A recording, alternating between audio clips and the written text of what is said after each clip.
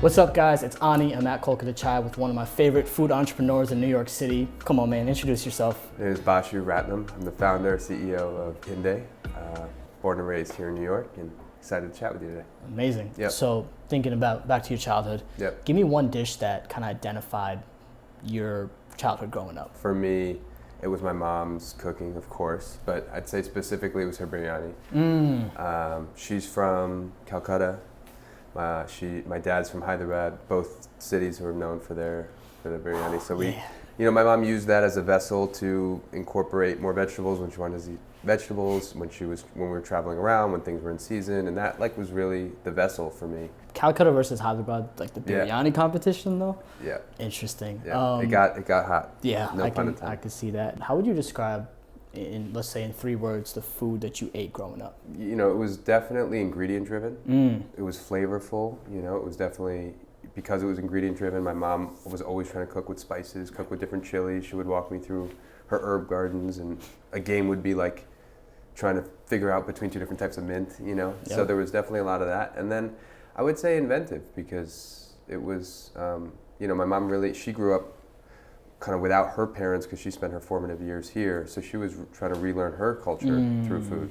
And so there was a lot of trying to grasping at old recipes and trying to Americanize them or make them quote unquote healthy. So what was the biggest food myth? probably breakfast as a whole. Interesting. Same here. Break the fast is what my mom would always say. My mom, I would wake up late.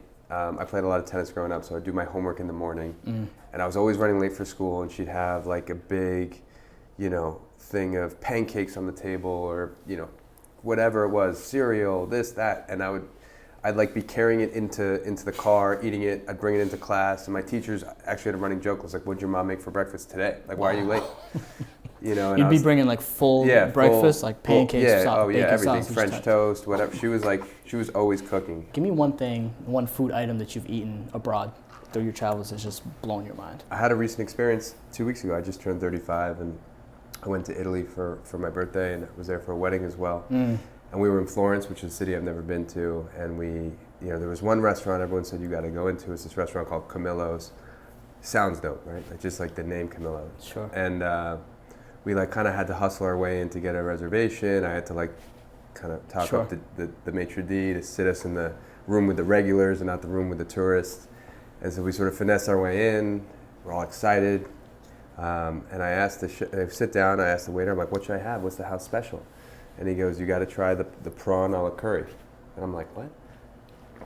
And I'm sitting around like this, brick wall, old trattoria, all old Italians, wine on the walls. And I'm like, are you telling me this because I'm Indian or what's going on? Is it even on the menu? Are you fucking with me? And he was like, no, right here. And he points to the dish and he's like, this is our house special. You got to try it. And it blew me away. It was a delicious shrimp curry.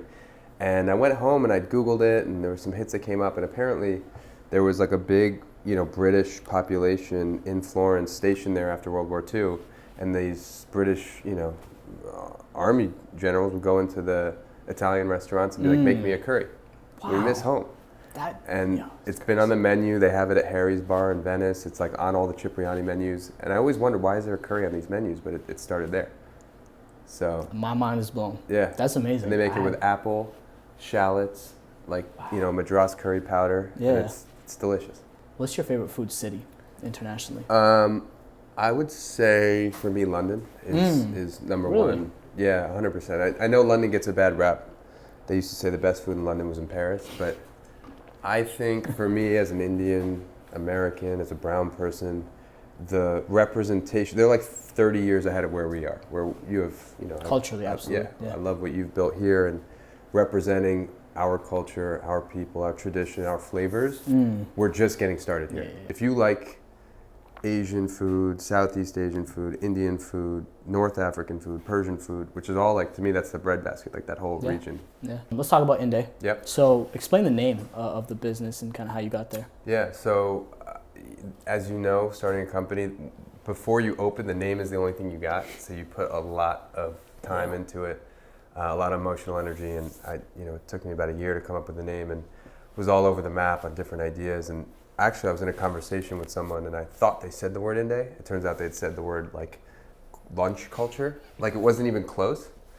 And I heard INDAY and it stuck with it. And now for me, the name means India every day. Yeah. And what we try to do and what I think about is, how do we make India this sort of big, ancient, complex, crazy sort of set of traditions, cultures, cuisines, and sort of distill it into a lens that makes it approachable for people in New York, for people in America, just to have a piece of it every day. Sure. You came in with very little actual experience, and now you've kind of built, this incredible brand and footprint.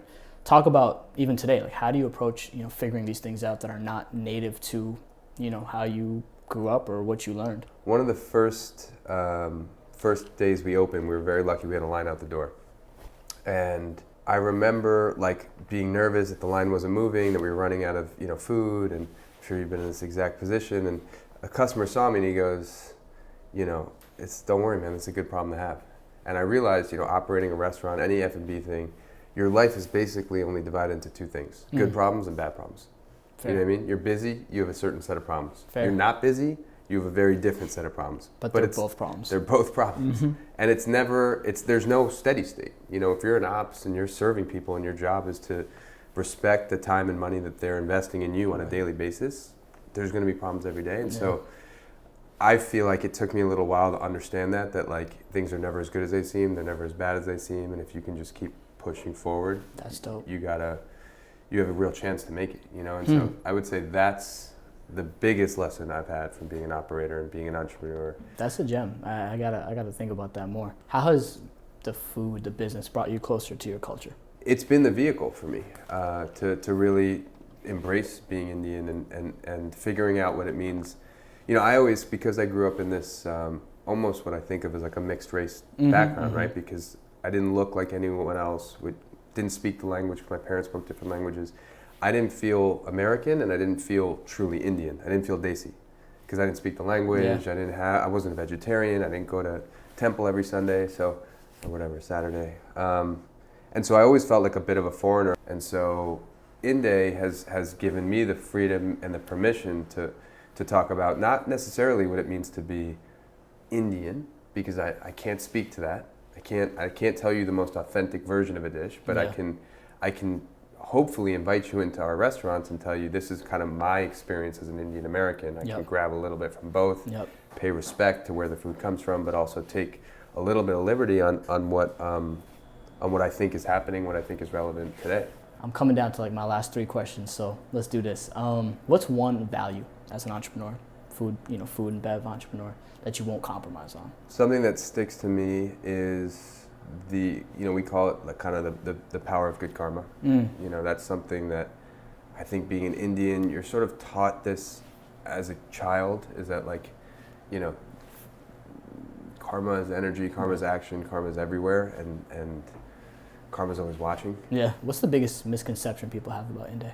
The biggest misconception is that, Indian food can't be healthy, can't be good for you, can't be light. Even with the Indian restaurants that are really popular in New York right now, people still have this kind of voyeuristic look at it. Like the food's got to be so spicy, or it's got to be so ethnic, or so, this and that. And I kind of feel like what we're trying to show people is that it can be something you eat every day. You can eat it for lunch, you can go back to the office. You can eat it for dinner, you go out to a movie. That's fascinating. And I think that people think that when we do that, we're not authentic, and we just don't know that that's fair. I like that. Yeah, I've been thinking about that too. Last question is, what's the thing that you or INDAY does better than everyone else? We try to sort of take this idea of good karma, this idea of mindfulness, of kind of thinking holistically, and really infuse it into every piece of our business, starting with our teams. I'd like to say that we have the best food. I'd like to say that we have the best real estate, that we have the best culture. And some of that might be true, but I know for a fact there's no fast casual business of our size that's putting more resources, energy, and attention into thinking of our teams as people, not as employees. That's really dope. Basu, thank you, man. Thank you. We're gonna get into our speed round in a bit. All right. But signing off for now.